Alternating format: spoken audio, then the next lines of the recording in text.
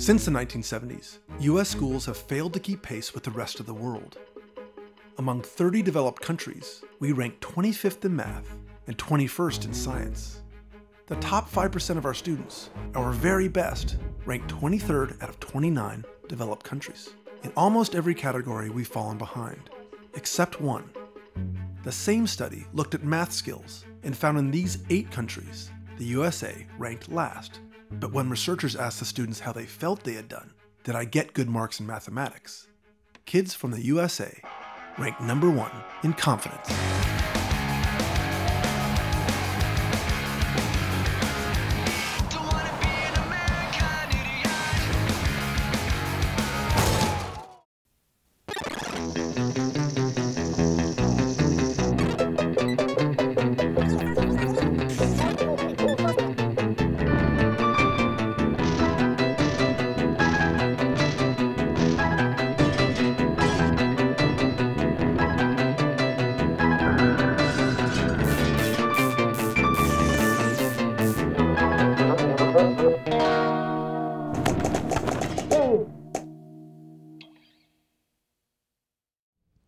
Hello, welcome to Real Film Snobs. I'm Brian Michael. And I'm Angela Yeager. You saw a clip at the top of the show for Waiting for Superman, a new documentary that takes a harsh and often critical look at the U.S. education system and offers some examples from some educators who are in some cases in sort of the groundbreaking areas on what could be improved and what could be done better. Now, this film is getting a lot of attention. It's one of the top grossing documentaries. It's on its way to becoming one of the top grossing documentaries, and it's been climbing steadily up the charts. And a lot of it is because of the fact it's very controversial. And what I can say for the movie as a real positive aspect of it is that it gets you talking. I went to see it with our friend Bryan and we probably spent about half an hour after the movie in the lobby talking amongst ourselves and with other theater patrons who were at the movie here in Salem just about the movie. And everybody had a different perspective.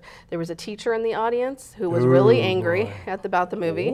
And it is that kind of movie. I mean, I can understand the movie's main villain, if you will, that it sort of takes its shot at is the teachers' unions. Yeah. And it's sort of where I think I have issues with the movie is that in some ways I think it glosses over other issues and paints other groups as the main villains. It makes a compelling case in some cases for how the system is broken, and that it does very well. And it shows where it's broken, and I think that it's right on the research aspect of that. I think that where it glosses over is there at one point, you know, they talk about these great charter schools that they give as examples in the film, but then they throw out a statistic somewhere in the movie that only 1 out of 9 are really successful in terms of passing kids. They don't really explore that. So, you know. There is an awful lot given. I mean, this is definitely one you could watch a couple different times, or you buy it on DVD and watch it a few more times. And that's not necessarily always a bad thing. That's a good thing. You know, after a certain point in time, just like in school, my brain was full. And I just enjoyed the pretty pictures. It was a great animation. But there are some really jaw-dropping moments where when they explain how certain laws are given by the federal government and it goes into the state.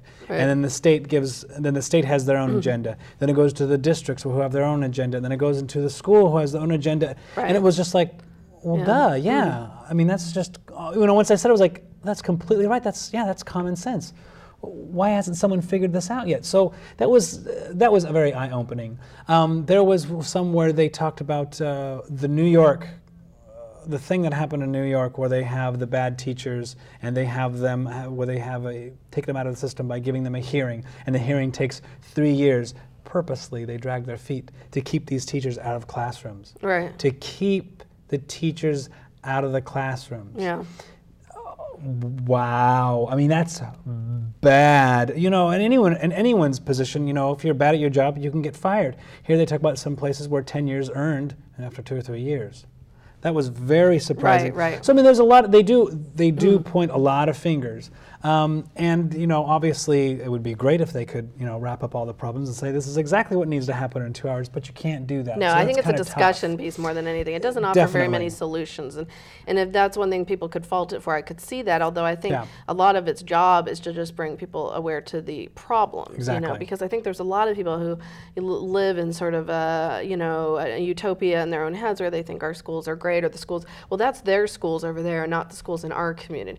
But the fact of the matter is, and I'm glad that they brought it finally, I think they could have done even more focusing outside of the urban inner city schools, because the suburban schools fail rates are very similar. And I know working at a university that in terms of the levels that kids are coming into, especially on literacy and science and math, is dismal. And and these are kids coming into universities that are mostly white, middle-class suburban kids. And so, you know, I think they could almost spent more time on that. They had one kid from those schools and like 5 from the inner city, and maybe, you know, mix that up a little bit more, just to show that it's sort of messed up everywhere. Well, I like the fact that they talked about, you know, the reading comprehension. It's not reading.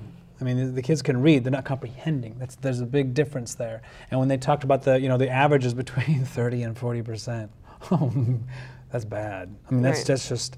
That was another time, you know, my mouth just fell open. And then they mentioned in Washington, D.C., our nation's capital, it was less than 10%. But there were other places that were often below 20%. So, you know, it's very eye-opening. And I think that their perspective, which was to highlight the good work teachers do, should be what teachers, I could see why teachers would feel very attacked by the film, because the teachers' unions are there for a reason. It's because teachers, you know, do the toughest job for some of the lowest pay. And there's a reason that the union's there to represent them, but that they do highlight that a good teacher can make all the difference. And I speak for someone that teachers have made a huge difference in my life.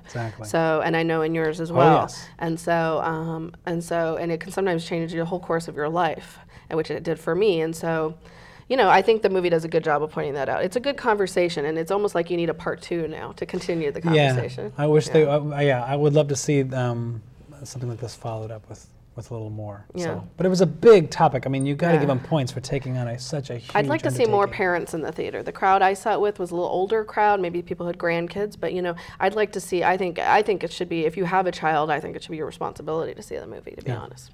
Period. So.